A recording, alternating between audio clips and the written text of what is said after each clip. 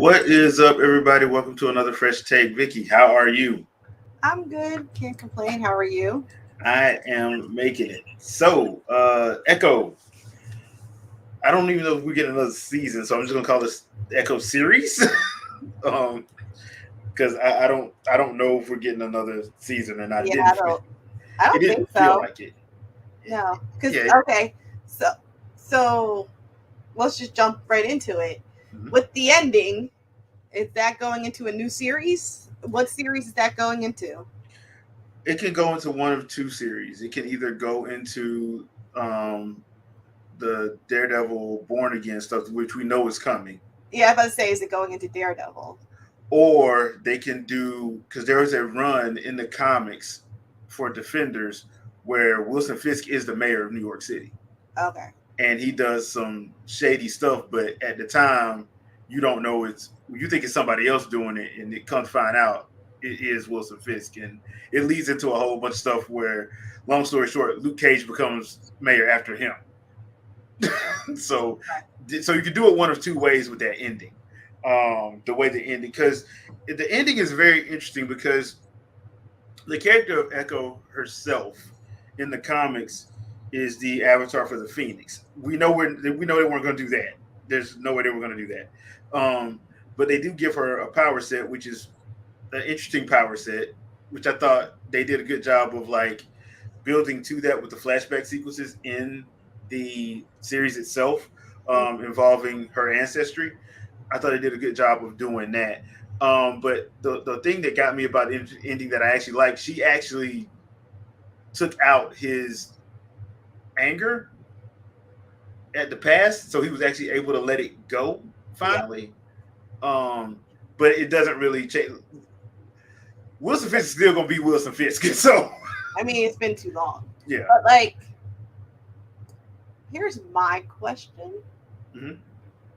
is there somebody in Disney or Marvel of like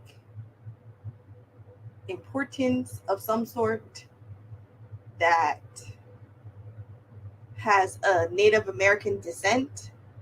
Because you have this whole series, which is very much empowering to Native Americans, Mm-hmm. right? Mm-hmm. And not many people. I don't think Echo's not up there with the heavy hitters of, She's relatively new. yeah, right? Okay. Yeah, she's relatively new. And then during What If, you had that one episode which was like amazing, Yeah. but it was like Native Americans stomping out the crazy Europeans, which Yeah. imagine what the world would have looked like if that had happened, right? Yeah. Um, so like that's the two empowerment of Native American people Mm-hmm. in 2024 in the current climate of politics. So I just wonder. Well, to be honest, because I don't know, I just think what it goes back to Black Panther. What Ryan Coogler and that team did was not do what Hollywood typically wanted them to do. Yeah. And when they did that, and both movies were successful, believe it or not, both movies were successful, even though you had the people that love to say woke every 5 minutes tried to bash Wakanda forever. It didn't work. So you have people, like, they're finding out that, look, if you actually get people of that community to write and come in and help, you can do it authentically and it won't be messed up. Because if you look at the end of every episode, they give thanks to the Choctaw Nation for Yes, they coming do. through and Mm-hmm. helping them. And another thing, if anybody ever watched Bass Reeves on Paramount Plus, they do the same thing. They had Native American tribes on set, like, no, you can't do that. No, that's not how that works. That's not how we do that. So you actually have them on set, where in the past, let's be real, they didn't have that on set. They just didn't. So I think that I think the with Black Panther doing what it did and the way they did it, with, like, Ryan Coogler them going to Africa, being like, okay, look, we doing, because I remember Chadwick Boseman, rest in peace, when he did a interview with Trevor Noah at Daily Show. He was like, at first they want him to have a British accent. That's how that's how disconnected some people are. They want him to have a British accent. Like, no, dude, he needs to have an African accent of the continent. Wakanda's never been taken. Why would he have a British accent? Yeah. So I think it's that they like, okay, look, if we do this, we're gonna have to do this the proper way, because the way Hollywood been doing it is hella disrespectful. So because we didn't know who we were talking to, we didn't have them on set, we didn't talk to them. So I think that's what helped out in both of those situations, because I actually love the character of Calorie. Calorie's completely new; she ain't even in the comics. From What If, and I'm like, dude, they need to jump on that. Yeah. Because I just thought it was interesting for them. Yeah. Like, I understand, Trey. I see you in the comments, but like, it's easy for them to throw a bone, have some black folk there, but they're there's more brown and other. You know what I'm saying? Like, and they did it twice. Yeah. Like, I was like, hold on. I mean, you like, see the results of it though. Like it's just like, yeah, but you see the results of doing it right, because like once again with Wakanda Forever, when they went to South America and did the whole Incan and Aztec stuff, like that, you see when you do it right, nobody gets mad. Yeah, there'll be a few people who get mad, but they'll get drowned out because you're like, dude, you don't even know what you're talking about. You're not of that community, so kindly take several seats. Mm-hmm. So that's basically what that was. That's why I actually enjoyed all 5 episodes of this. I thought from a visual standpoint, they did a good job. They did a good job for the people who like the Marvel Netflix stuff in keeping that kind of tone, because and this ain't even a spoiler, because Disney themselves dropped the sequence when Daredevil showed up in the first episode. They even shot it like a Daredevil episode. Yeah, they shot it like that, even with the continuous, even though it wasn't in the hallway. I miss hallway fights. Oh, that one continuous shot of them fighting, and I thought they did a great job. And Alaqua Cox needs to get all the love and support, because she did an excellent job as Maya. She really did, because Vincent D'Onofrio is killing it as Kingpin, and she did a very good job, like being right there with him, in my opinion, because she's relatively new as well.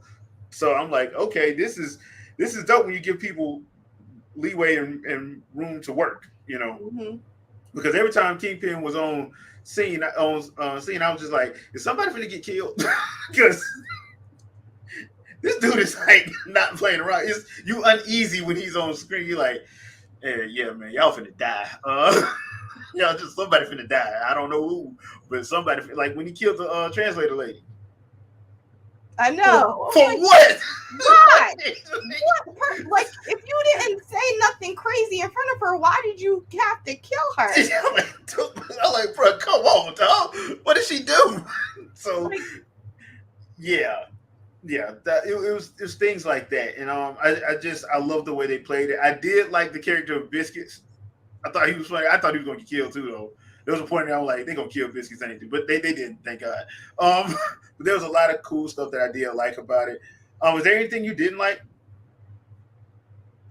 I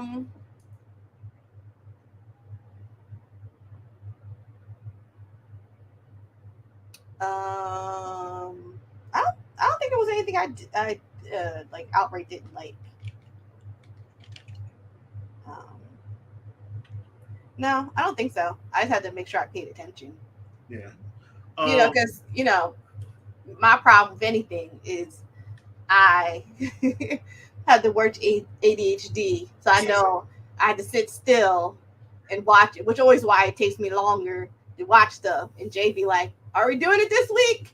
Well, what happened was Power World came out, and I was streaming, and I didn't stop. I was like, I was going to play, I was going to watch, and then I decided to play a game. And then 5 hours later, I was still playing the game, and I did not watch. Did you catch the stream, by the way? No. But yeah, like I have to like sit still. So like I'm even behind on my Korean drama because I had to make sure I sat still long enough to watch Echo because of the sign language and whatnot, and make sure I understood what was going on. And I didn't have to rewind that many times, so I'm very proud of myself that I was able to keep myself still long enough. Yeah, I'm glad it was 5 episodes. I'm glad that because one of my big complaints about the Netflix stuff was not everything needed to be 13 episodes. It No. just didn't. A lot of those shows, even as much as I love Luke Cage, season 1 and season 2 could have been like 9 to 10 episodes apiece, and it would have flowed. Because you get too many filler episodes. Yeah, you get too much filler, and I like to call it the CW singing episode. And I was like, come on, like let's move it along. I don't need a flashback noir episode. Mm-hmm. Like let's just get it over with. Like keep it moving. I understand. You can milk more money out of us in terms of views. But yeah, 5 it was over. I was like, good, because I was like, if it was 1 more or 2 more, I was like, Jay, we gotta push it back another week. That was like they did a good, and I also like the fact that they all were like reasonably timed episodes. It wasn't like an hour and a half, hour and 15. No, they were 50, 46, 36, 34, 31. Done. That's perfect for me. Yep. Because I that's the one thing I do like about the stream. I know some people don't like streaming, but I like that because you get to just do what you need to do and get out. Like on TV, you have to have 20-something episodes. How many times did we have to sit through The Flash and be like, bruh, get to the point, because it didn't need to be 20 plus episodes. It just needed to be like 13 or something, So it's stuff like that. But yeah, I enjoyed it immensely. I was surprised when they said it was coming as quickly as it did, but I think that's because they have a stacked year this year, and that's why it released as early as it did. But yeah, I would love to hear what you guys think. I think it's worth a watch, especially if you like the Netflix stuff, just because it does tie into that street level style of Marvel that they're trying to do. And plus, a friend of mine, she and her husband are working on learning American Sign Language. So she was like, it's a great show to help her practice more. So it's a lot. Like it's a lot of. They took the time to make sure they were doing that aspect correct. And I'm not gonna lie, I did like the tech that they had that they showed like Kingpin have, where like because he didn't know how to sign, so he had a contact lens made so she could see the. And I like the fact that she was like, "You didn't even take the time to learn." I'm like, "Dang, that is right." Because and the thing is, a lot of people don't know, but like Kingpin knows like a bajillion languages. He knows how to do all this other stuff. He's damn near a 5-star chef, but he didn't take the time to learn American Sign Language for her. Yeah. When stuff just comes easy for him because that's how smart he is. And I'm like, wow, that actually, because if you know that from the comic, then you know like, wow, that really does, like, so she figured out back then that he didn't really care about her like that. Because he didn't even take the time when he loads all this other stuff. Like, he don't need people to do like translations for him. That's just a front. Yeah. Most of the time. Plus, like, I did think he cared. I think we saw his upbringing and how he is. I think that is his way of caring. Like, he can't go no further, no deeper than that. Which is why I think that ending was so important. Like the way they did it, I'm like, okay, that makes sense. Because yes, in the comics, Kingpin is still a bad guy, but not like he used to be. He ain't as uncaring, ruthless as he used to be. And I think this is a way for them to like try to get to that a little bit, try to marry him up a little bit, because he's still evil. By the way, he will wipe your whole generation out if you cross him, but he ain't as ruthless as he once was. Like, y'all know how he get down. He ain't as ruthless as that. So I do like how they did that, and how how the Stinger was basically setting up the whole mayoral thing from the comics with him becoming mayor of New York City. I think that's going to be very interesting. Now the question is, are they going to let Spider-Man do are they going to have Tom Holland show up in the street level stuff at some point, just to kind of keep that stuff kind of going? Because if you know the Spider-Man comic, he is the definition of the term street level. He's not really. He's the definition of the term street level because that's basically what he does. Is New York and that's it. So it's going to be very interesting. But I did like what they did. It's going to be cool to see where they go with this because I know Born Again is coming. I think it's supposed to come to the end of this year or the beginning of next year. I think because stuff is starting to leak from when they were filming now. So I don't know how. I don't know. We got no confirmations yet, but. What's the next Marvel or whatever? I think it's either X-Men 97 or Zombies. One of the animated ones is next. Okay. What's the next Disney? Or next, I guess, Star Wars? Bad Batch. That's February. Okay, that's the next thing we're watching. Yeah, season 3 of Bad Batch. So we got season 3 of Bad Batch and Halo dropping in February. Did I watch season 1 and 2? I don't think I did. Yeah, you never watched it. I did. Okay, I was like, yeah, I did. I didn't watch that. Because let's see, cause I think Percy Jackson ends next week. Then Halo starts, and then I think a week after that, Bad Batch season 3 starts. It was supposed to get another. I don't know when the season 4 of Mandalorian is supposed to come. I think that's either spring or summer too. So okay. I don't know. Yeah. Okay. So you got some time. You got some time. Anything you want to pimp out before we get out of here? As always, BIPOC Streamer Awards nominations begin March 1st. So cool. Make sure y'all get y'all nominations. Start thinking about who you're gonna nominate. Information on new categories will be posted to socials soon. So stay tuned to that and stay tuned to the channel. We'll be streaming and doing things. Coolness. I gotta ask you a question though. Are you gonna have a 10-minute situation during the Stream Awards for your Jeff Keighley Kojima moment? We just bring somebody on just to talk to him for 10 minutes for no apparent reason. I mean, I could. I could easily do that with Gma. I think puzzles could easily have a 10. Y'all should do that. Just as a fun little parody. A 10-minute love fest with her. Yeah, for no reason. Like we're like, what the hell is going on? Can easily do that. Yeah.